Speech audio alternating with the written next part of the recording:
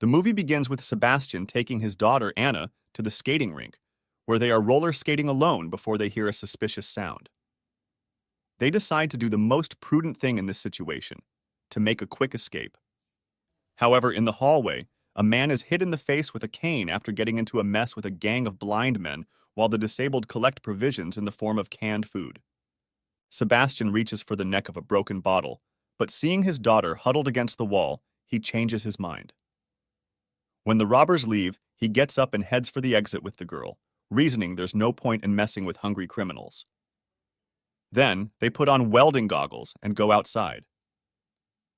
As the father and daughter wander through the deserted streets, which retain traces of the riots, a voiceover reads news reports about the mysterious creatures. The announcers advise people not to look at them, or one may go crazy and commit suicide with materials at hand.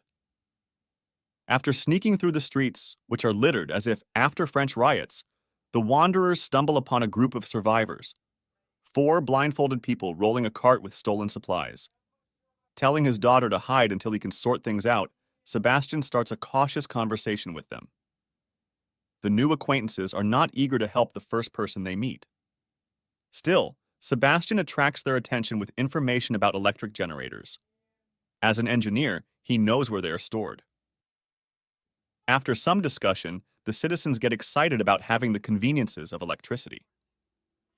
They invite Sebastian to a shelter in a massive garage at the bus depot. The newcomer was examined there by a doctor who stitched up the cut he had received.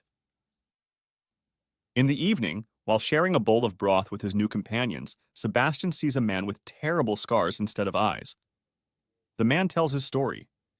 Not everyone who sees the mysterious creatures immediately kills themselves. Some go crazy, believing they must show everyone the true light by forcibly making them see the unknown creatures. When such lunatics broke into their shelter, a man, taking advantage of the hiccup, grabbed a knife and cut out his eyes. The cultists are indifferent to the blind. At night, as the survivors doze in the cabin of the same bus, Sebastian sneaks around the garage to the critical room. He carefully collects all the keys and then returns to the transportation area quietly so as not to wake anyone. The man picks up the right key to start the engine. The doctor wakes up and catches him doing this. She wondered what he was doing, but Sebastian had blocked himself off with a glass door. After finding the right key, he starts the engine and drives off with all the passengers.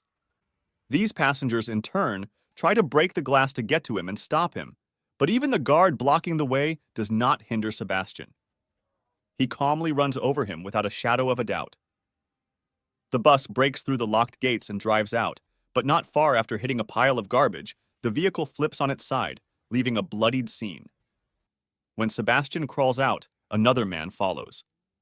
He says that the creatures are coming, and they are beautiful.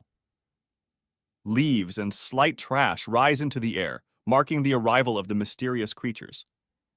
Upon the sight of them, the grief-stricken driver's eyes close with a golden haze. The others are less fortunate. A man sees the beast and immediately slits his throat with a shard of glass, and Sebastian sees a blob of bright light shoot out of the wound and into the sky. When the others get off the bus, they also kill themselves in various ways, except for the blinded man. Each death is accompanied by the release of a blob of light flying upwards. At least, that's how the accomplice to murder sees it. When the last souls have risen to the sky, his daughter takes his hand and tells him that he saved them by freeing them from their mortal shells. In response, he wonders when it will be his turn to unite with his daughter and wife. The girl reminds him that he has many more lost souls to save. The story then moves back 9 months. Sebastian is working as an engineer for an energy company when his worried wife calls. The TV is reporting a strange suicide epidemic that is spreading rapidly. Even colleagues in the office are not taking care of themselves. Amidst the general chaos, a man goes to pick up his daughter. On the subway, he sees small debris rising and levitating off the tracks, after which passengers jump onto the tracks one by one to greet the train with a wide embrace. Sebastian barely manages to get through the human shield to get away.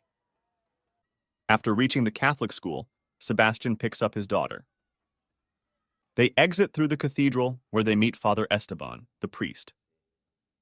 He confesses that he has always dreamed of seeing a miracle as proof of God's providence. His dream has come true. The Almighty has sent angels to earth. Sebastian then covers his daughter with his jacket and hands her the seraphim medallion. Then he enters the street. There, he meets his wife, but she, not looking around, is immediately hit by an automobile. Sebastian prays in an empty church while the ghost of his daughter dances nearby. He sees messages from God on the icons. Later, the man stumbles upon some lunatics hanging by their arms who have also seen creatures. They take them not for angels, but for aliens. The wanderer then stumbles upon Claire, a blindfolded woman. She hears his footsteps, and Sebastian does not respond, quietly sneaking up to tear off her blindfold. His devious plan is interrupted by the appearance of a dog and other survivors. Sebastian uses the tried and true trick of promising a generator to gain her trust. He succeeds. He is brought to the shelter, where, among others, there is a little girl, Sophia, who speaks German, but no one understands her. Rafa, a dog trainer, notices the fresh stitches on Sebastian's forehead and asks who put them there. The newcomer admits that the doctor from the dead group did it. He was the only one who survived. Rafa prudently accuses Sebastian of killing his comrades in an attempt to expel him. Anna's ghost advises her father to use another tactic. To communicate with Sophia, the man uses his knowledge of German. He learns that Sophia was on a tourist trip with her mother when everything began. After miraculously escaping from the ferry, they heard on the radio about a castle museum on the mountain, accessible only by cable car. Sophia lost her mother while heading there.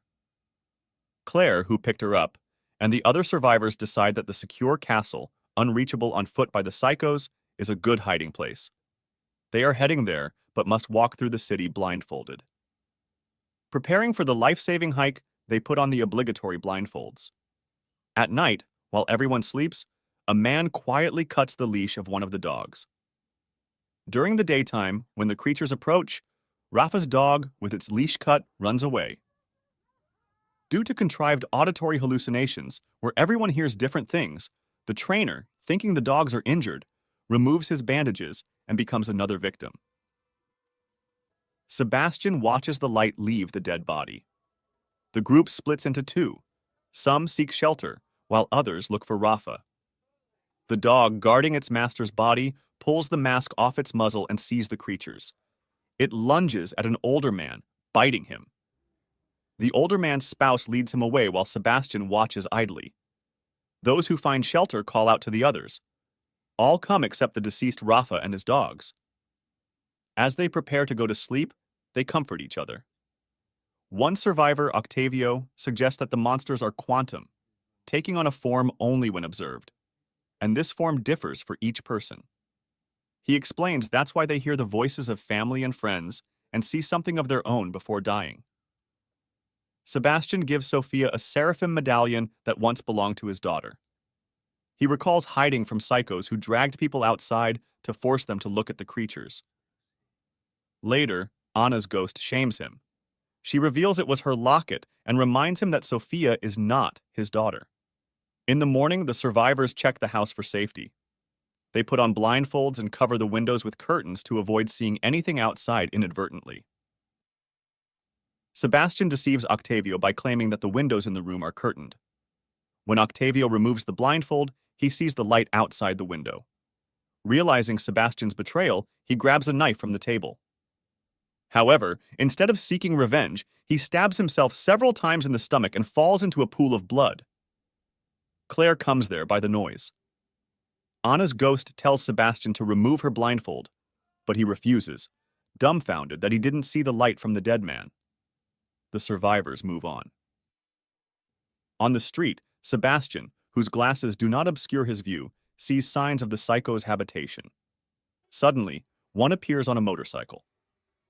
Using his vision, Sebastian leads the group away in a chain. An older man bitten by a dog falls into a corner, twisting his leg. His wife stays with him while Sebastian leads Claire and Sophia further away, looking for an open door. A mysterious creature slowly approaches the married couple. Realizing this is the end, they remove their blindfolds to look at each other one last time. Once inside the house, Claire realizes that Sebastian is one of the crazies who survived after seeing the monster.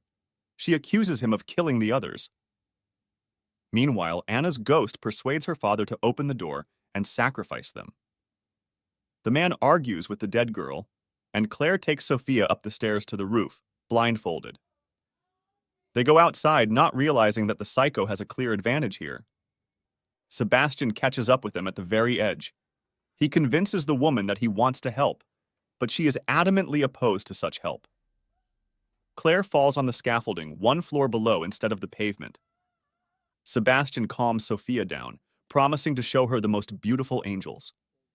His hand reaches for the bandage, but he hesitates. Anna urges him to finish what he has started, and she slowly becomes covered in blood.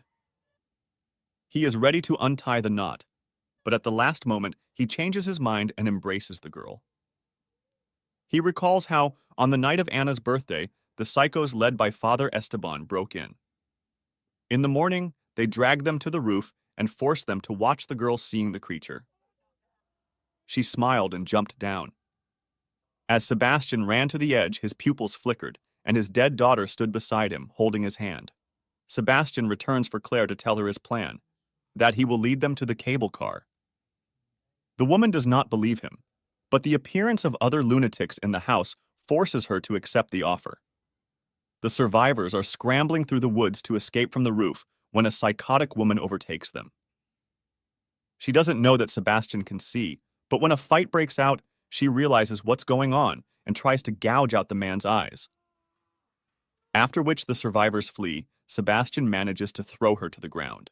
Sebastian puts his companions in the car and drives away despite the aggressive resistance of the bloodthirsty lunatics led by an old acquaintance, Father Esteban.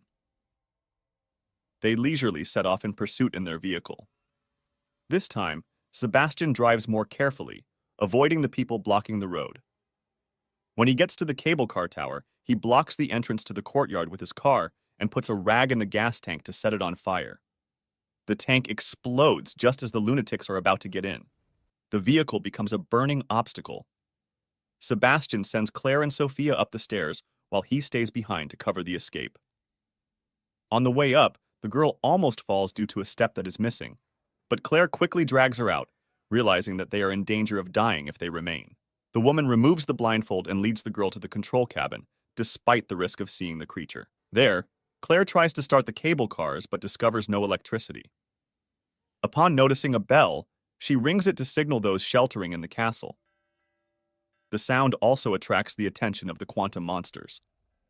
The woman hears voices and clutches her eyes tightly, but fortunately, the plan works. Power is applied, and the cable cars move. However, the voices force the woman to let go of the girl's hand to cover her ears. Hearing her mother's voice, the girl almost falls off the platform's edge, but Claire, managing to pull herself together, saves the girl at the last moment. In the meantime, Father Esteban is downstairs on the other side. Sebastian calls him a false prophet and takes the armature to defend himself.